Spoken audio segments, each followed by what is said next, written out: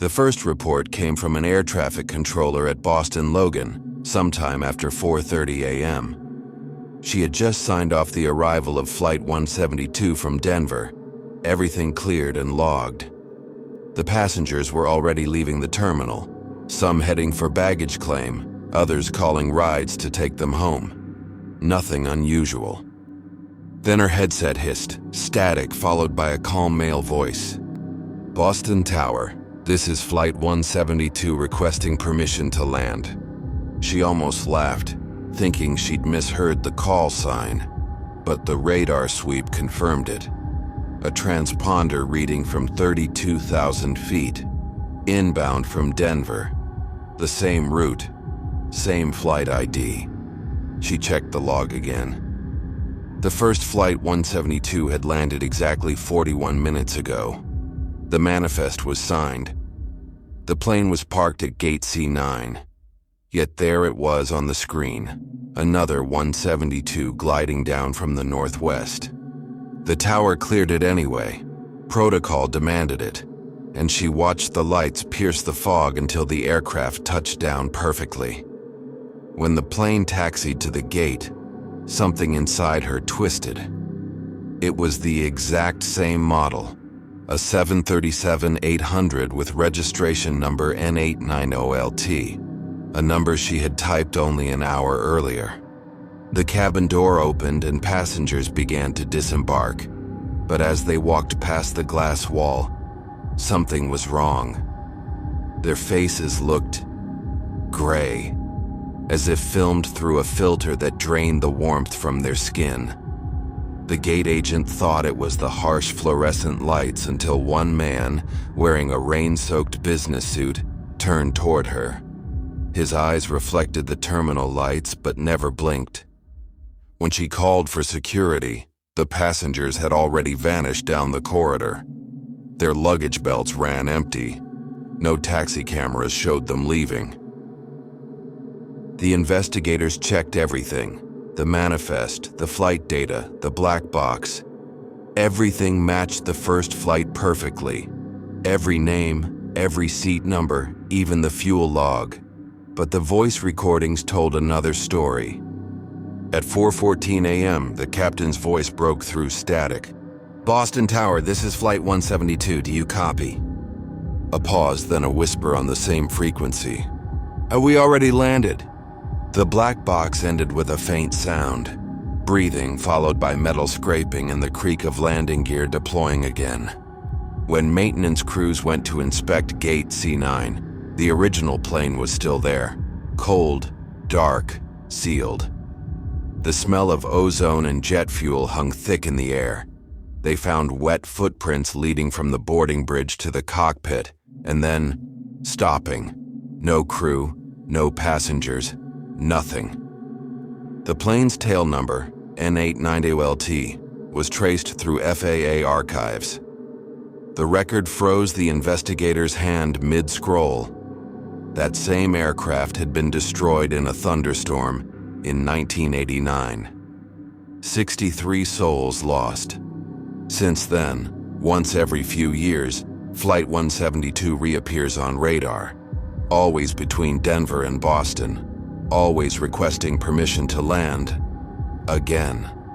No one ever sees it take off, and yet controllers still hear the captain's voice, steady, polite, unchanged for 35 years, asking, "Boston Tower, this is Flight 172. Request final approach." It was nearly 1 a.m. at Chicago O'Hare International Airport. The final departure boards had gone dark, and the voices that filled the terminals during the day, the footsteps, the laughter, the flight announcements, had long since vanished. The rain outside hadn't stopped for hours. It came down in waves, washing the glass walls in silvery reflections that made the world outside blur and shimmer. For most people, the airport slept. But for Ethan Miles, the night janitor, this was when the place came alive. He'd been cleaning the terminals for 12 years.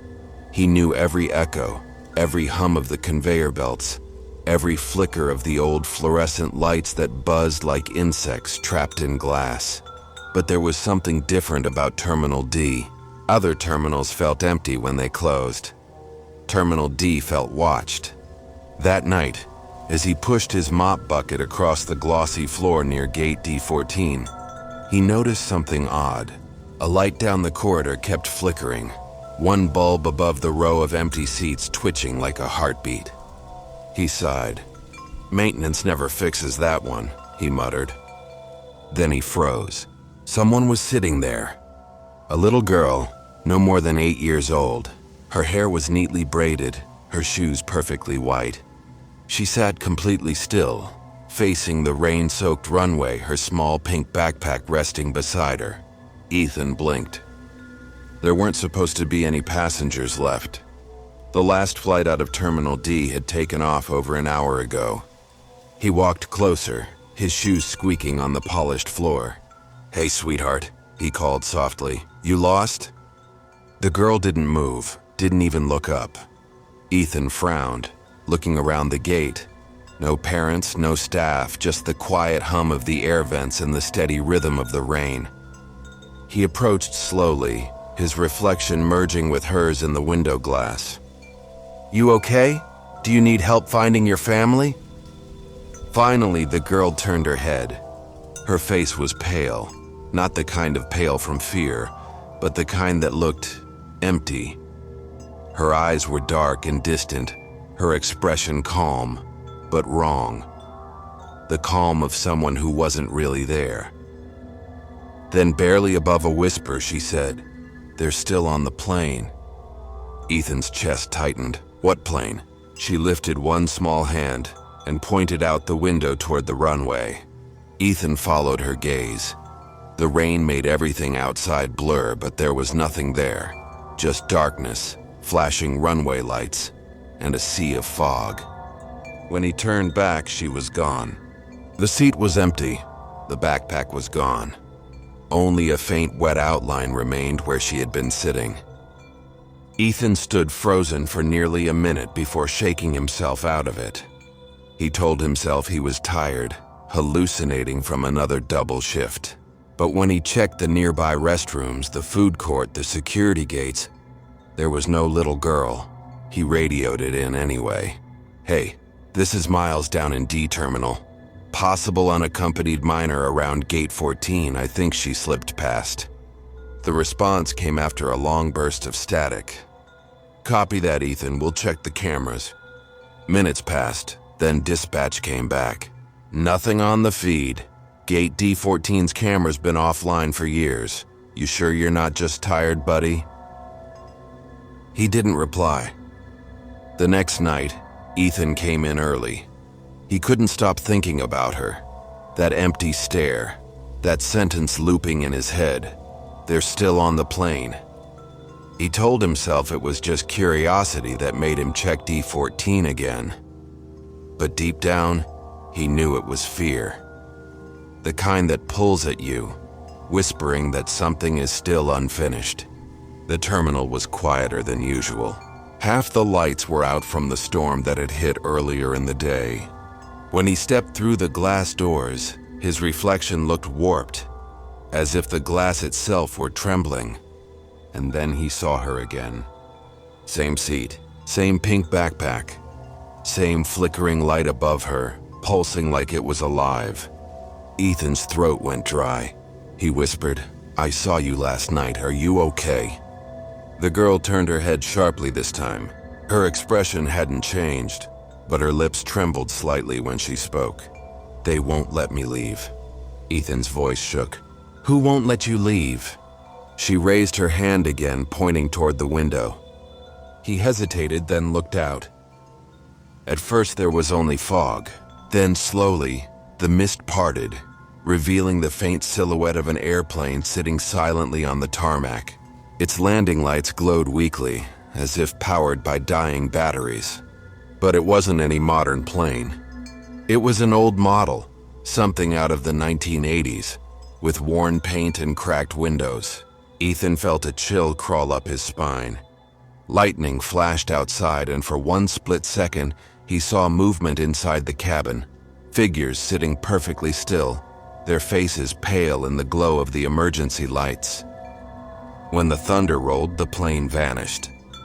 Ethan looked back at the seat, but the girl was gone again. He rushed forward, searching under seats, calling her name. Nothing.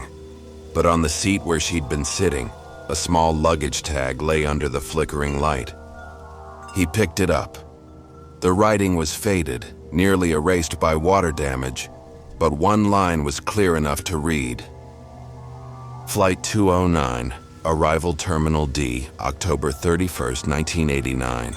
When Ethan finished his shift, he couldn't let it go. He checked the old records, digging through archives that hadn't been touched in years. It was all there. Flight 209, inbound from Dallas, lost contact with air traffic control during a thunderstorm in 1989. The plane crashed just short of the runway at O'Hare. All 73 passengers perished on impact. Gate D14 had been closed for years after that, reopened only recently for budget reasons. Ethan stared at the photo in the old report. The tail number was barely visible through the damage, but it was the same one he had seen through the fog. A week later, Ethan didn't show up for his shift. The morning crew found his cart parked near Gate D14. His radio still buzzed faintly, picking up fragments of static. His jacket was draped neatly over the handle, as if he had simply taken it off and set it down. On the seat by the window sat the pink backpack. Inside it was a folded piece of paper, a printed flight manifest for Flight 209. The last name added to the list was typed, not handwritten, but clear enough to read. Ethan Miles, Janitorial Staff, Terminal D. Now, every few months, the overnight cleaners report seeing a little girl sitting at Gate D14, her backpack by her side, staring out into the fog. Sometimes she's not alone. Sometimes there's a man in a janitor's uniform sitting right beside her, both of them waiting quietly for a plane that will never land again. Airports are designed to make sense. Every light, every corridor, every system follows a pattern. Planes land, bags arrive, passengers move. Nothing is supposed to simply disappear. But under the concrete floors and bright terminals, there are miles of unseen passageways. A different world entirely, where conveyor belts hum through the night, scanners blink in the dark, and lost luggage circles endlessly, with no one to claim it. That's where Laura Bennett worked. Laura had been a baggage handler at Seattle-Tacoma International Airport for nearly 8 years. She preferred the night shifts. Fewer people, fewer supervisors. Just the quiet rhythm of machines sorting thousands of suitcases while rain tapped against the roof above. But she always avoided one section of the belt system. Line 7, the old feeder route that ran beneath Gate 47. Gate 47 had been sealed off years ago after an electrical fire. Technically, it wasn't even connected to the main system anymore. But sometimes, Line 7 would start on its own. It was December 12, 2017 when it happened. The clock read 2:43 a.m. The facility was half lit, the sound of conveyor belts echoing through the hollow space. Laura was finishing her last round when the intercom clicked on, a distorted male voice cutting through the static. Control to Belt D. You've got an unregistered item. Tag reads destination, Gate 47. She stopped walking. Gate 47? She looked around the sorting area. No one else was there. The only sound was the faint buzz of fluorescent lights. Her monitor flickered and a red alert appeared on the screen. Bag ID unknown, origin none, destination Gate 47. Laura frowned. Control, can you confirm? That gate's decommissioned. Static. Then the same voice again. That's what the system shows. Just reroute it, it's probably a test record. She sighed, rolling her eyes. Another late-night glitch.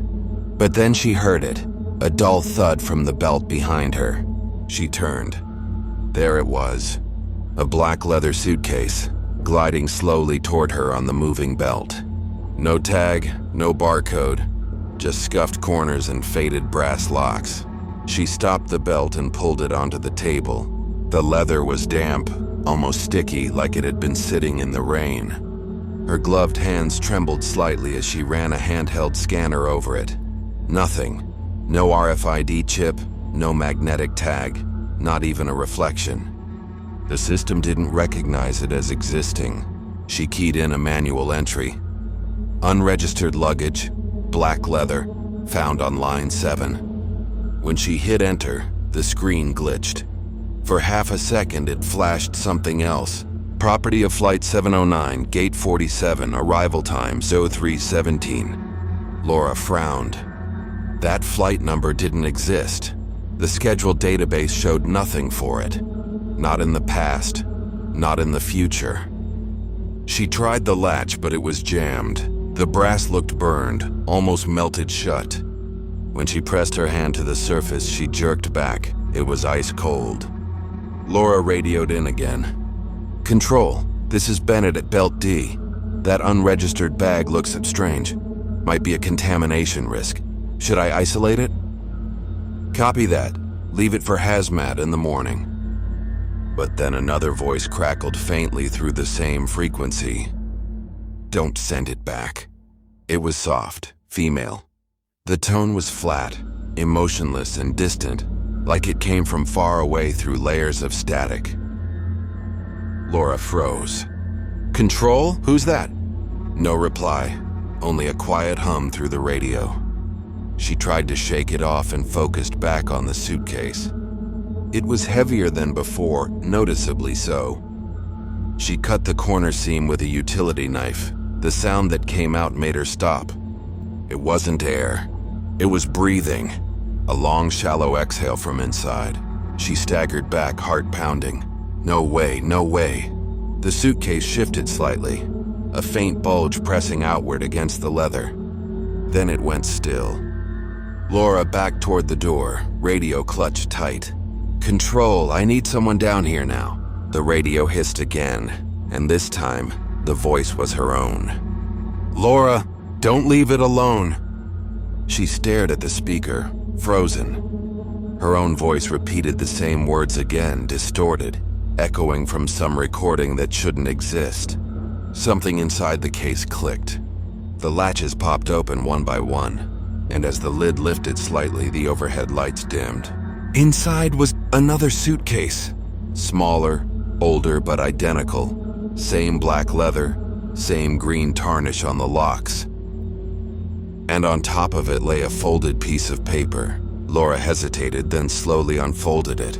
The paper was brittle and yellowed with age. On it was one line, written in careful cursive. "Gate 47, final arrival, do not return." She looked up at the clock on the wall. 3:17 a.m. Exactly. The belts began to move on their own, even the ones that weren't powered.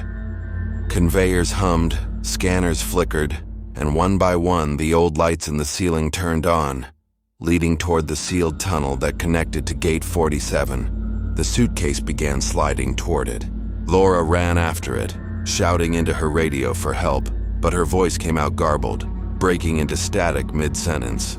At the end of the tunnel stood the heavy blast door that had been welded shut after the fire. The suitcase stopped in front of it. Then slowly, the bolts turned. Metal scraped, hinges groaned, and the door slid open just far enough for the bag to disappear into the dark beyond. Then silence. When Laura reached the door, it was sealed again, untouched, cold, and still welded tight. At 4:10 a.m., airport security responded to her repeated call-outs. They found her workstation empty, her gloves still on the table, her flashlight rolling slowly in a circle on the floor. Her ID badge lay next to the old inspection terminal. The monitor was frozen on a blank black screen with white text. "Arrival complete, Flight 709, Gate 47. The next evening, her supervisor checked the system logs. They showed something impossible. The Gate 47 conveyor line, disconnected years ago, had powered on automatically between 3 and 3:17 a.m. A bag had been logged and routed successfully to Gate 47, Passenger Retrieval Zone. The log entry was time-stamped December 12, 1954. and the user listed as operator was Laura Bennett. When investigators broke open the old gate area weeks later, they found a cluster of luggage piled behind the boarding counter. Each suitcase was black, identical, and tagged with the same flight number, 709. Inside one of them was a soaked airport ID, Laura's. Her photo had faded, but her name was still visible. The gate was resealed the same night, welded shut again under FAA order. But workers say the security cameras there never stop recording, even though the power is disconnected. Every few months, the system uploads a single still frame from that feed. Always the same timestamp, 3:17 a.m. Always the same image. A woman in a reflective safety vest, standing at the edge of the old tunnel, holding a black suitcase, and waiting for the next arrival. For most people, airports mean movement, arrivals, departures, constant motion. But for those who work after midnight, when the crowds vanish and the corridors go silent, the airport becomes something else entirely. Still, empty, echoing. That's when Michael Givens, a night janitor at Atlanta International Airport, said the place came alive in ways no one understood. Michael had worked there for nearly 15 years. He wasn't scared of the empty terminals, the humming lights, or the strange creaks in the distance. He'd seen everything: sleeping passengers, forgotten luggage, even the occasional rats scurrying behind vending machines. But there was one thing he couldn't get used to: the mirrors. Not the restroom mirrors, those were fine. He meant the glass walls, the polished floors, and the endless windows that reflected you from every direction. Sometimes he'd catch his reflection staring back at him from across a corridor, a second too late, a second too early, like it knew what he was going to do before he did. It was a stormy Tuesday night, the kind where thunder rolls like distant engines and lightning flashes through the terminal glass. Michael's shift started at midnight. He was mopping near Gate A23, the section that overlooked the tarmac. The power had flickered twice already, and the fluorescent lights hummed like angry bees. As he wiped a spill near the duty-free store, he noticed movement in the reflection on the glass wall ahead. Someone walked past behind him. He turned. No one there. He stared back at the glass. The reflection still showed the faint outline of a man walking away, mop in hand. The exact same uniform as his. Michael swallowed hard. All right, tired eyes, that's all. He tried to laugh it off, but the reflection didn't fade. It stopped walking. Then slowly it turned around. The figure in the glass faced him directly, though he was standing perfectly still. For a long moment, neither moved. Then the reflection smiled. Michael stumbled backward, knocking his mop over. The sound echoed like a gunshot through the empty terminal. When he looked again, and the reflection was gone. He didn't tell anyone. You didn't last long in airport maintenance if you started reporting ghosts. But that night, as he finished up near the glass elevators, he noticed the mirrored panel beside the door was cracked. And in the reflection, the floor looked darker than it should have been, as if something was moving just below the surface. He reached out, touching the glass lightly. It was cold, colder than anything else around him. He felt a vibration under his fingertips, faint but rhythmic, like a heartbeat. Then, just for a second, his reflection blinked. He didn't. He yanked his hand back and nearly ran out of the terminal. The next night, he told himself he'd imagined it. Lack of sleep, the storm, stress. It all made sense. But when he clocked in again, his supervisor handed him a new route. "Michael, cover B terminal tonight. Custodian called out sick." B terminal was older, darker. Half the lights flickered, and the entire area smelled faintly of damp carpet and burnt dust. Still, it was quiet work. He mopped the floors, emptied trash bins, cleaned restrooms. By 2 a.m., he was nearly done.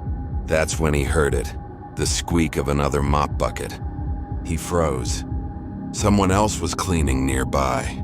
He called out, "Hey, anyone else on duty tonight?" No answer. The squeaking continued, the same sound his own wheels made, echoing down the hall behind him. He turned and saw nothing. Then, in the reflection of the vending machine glass, he saw movement again. A man in a janitor's uniform. Same posture, same height, same face. Except the man's eyes were solid black. Michael dropped his mop. It clattered across the tiles. The reflection didn't. The other him just stood there watching. Then the glass on the vending machine fogged over, and a handprint appeared on the inside, from the other side of the reflection. He ran. He made it to the restroom, heart hammering. He splashed cold water on his face, gripping the sink until his knuckles went white.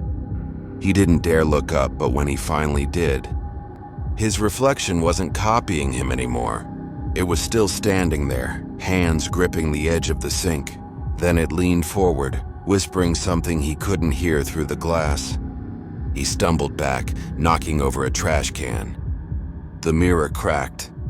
In that instant, the lights went out. When maintenance found him an hour later, he was sitting in the corner of the restroom, staring at the broken mirror. His mop was missing. His badge, too.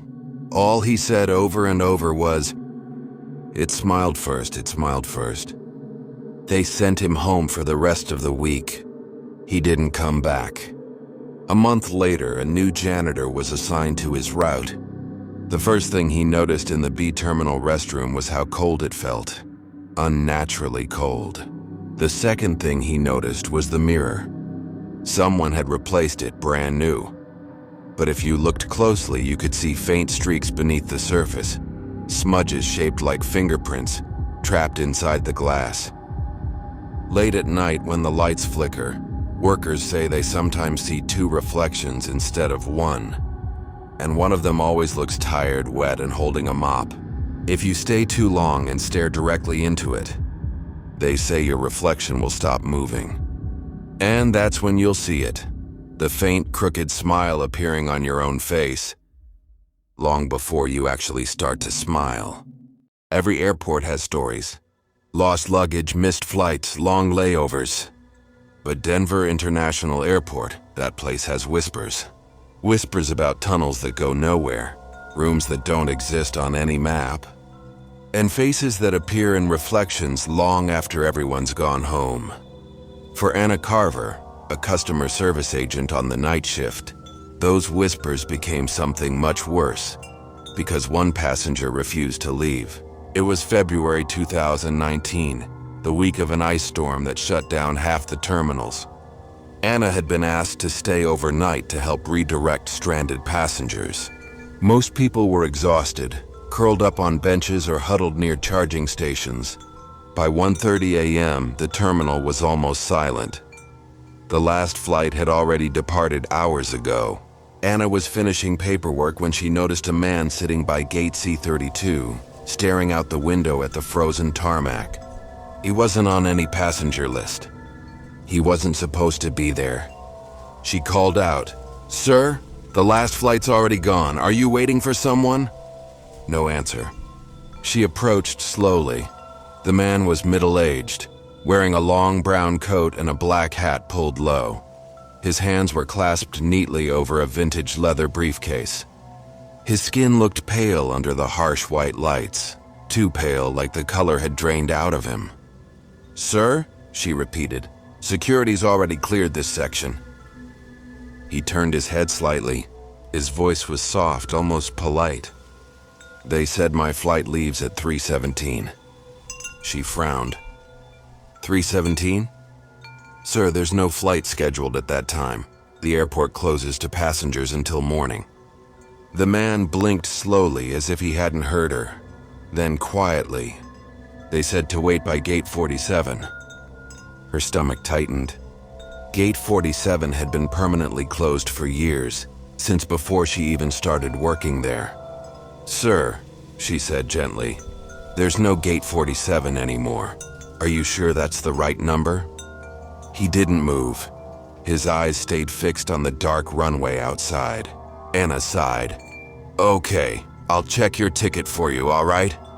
But when she reached toward his briefcase, the man's hand shot out, gripping her wrist. His fingers were ice cold. You shouldn't go looking for it. Then just as suddenly he let go. Anna stepped back, shaken. I'm calling security. The man smiled faintly, like he'd heard that before. They never make it in time. She backed away, picking up the phone behind the counter. But when she looked up again, he was gone. The chair was empty. The briefcase, too. The only thing left was a faint damp mark on the floor like melted snow. She called security anyway. 2 officers arrived within minutes. They checked the surveillance cameras. On the feed, the chair was empty the entire time. There was no one sitting there. Only Anna, staring and talking to thin air. She didn't sleep that night. She told herself it was exhaustion, stress, or maybe a trick of the light. But the next evening, when she clocked in, something strange happened. Her computer terminal wouldn't log her in. It said her ID had already been used, under a different name. Givens M. She froze. That was the janitor's name, the one who went missing a month earlier after the mirror incident in the B terminal. Her screen flickered, and a message appeared for half a second. Arrival confirmed, Flight 709, Gate 47. Around 2 a.m., she was refilling coffee at the staff counter when a familiar sound echoed from the end of the terminal. Footsteps, slow, rhythmic, coming from the direction of Gate 47. Except Gate 47 didn't exist anymore. It had been sealed off for years. She walked down the corridor, phone flashlight trembling in her hand. The hallway got darker the further she went, lights flickering as if the building itself was struggling to breathe. When she reached the end of the corridor, she found an old service door, one she'd never seen open before. The sign read, "Authorized personnel only," and below it in faded paint, barely visible, were the words, Gate 47. Her heart pounded. She tried the handle. It turned easily. The air inside was freezing. The tunnel beyond stretched endlessly downward, lined with conveyor belts and broken lights. Somewhere far below, a faint mechanical hum echoed. She followed the sound. Her shoes echoed against concrete, her breath visible in the cold. At the bottom, she found what looked like an old boarding gate, but there were no seats, no signs, no people. Only rows of black suitcases stacked neatly along the walls. And at the center of the room sat the man in the brown coat. His briefcase rested beside him, open now. Inside were dozens of old boarding passes, all printed for Flight 709, all dated decades apart. Anna whispered, "What is this place?" The man looked up at her slowly. His eyes were sunken, his skin gray, his lips pale blue. "You shouldn't have come here." She backed toward the exit, but the door behind her was gone, replaced by another wall of suitcases. "They told me to wait," he continued softly, "and I've been waiting ever since."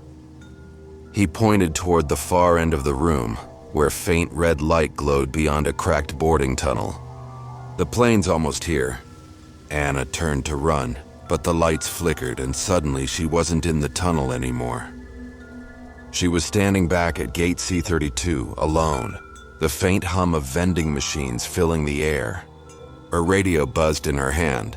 "Control to Carver. You're not cleared for Gate 47 access. How did you get there?" She stared down at the floor. A single black suitcase sat by her feet, dripping water. Its tag read, Flight 709, Gate 47, passenger Anna Carver. They found her radio and her ID badge the next morning. The suitcase was gone. Security footage showed her walking into the maintenance corridor and never walking out. When the footage froze at 3:17 a.m., her reflection on the glass looked like she was still standing there, smiling faintly, briefcase in hand. And every year since, at exactly 3:17 a.m., an unregistered passenger appears on the system under her name.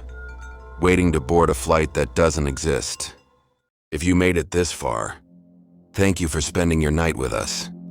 If these stories gave you chills, there's plenty more waiting. Don't forget to subscribe to Night Fear Stories for new terrifying tales every single night. Sleep well, if you can.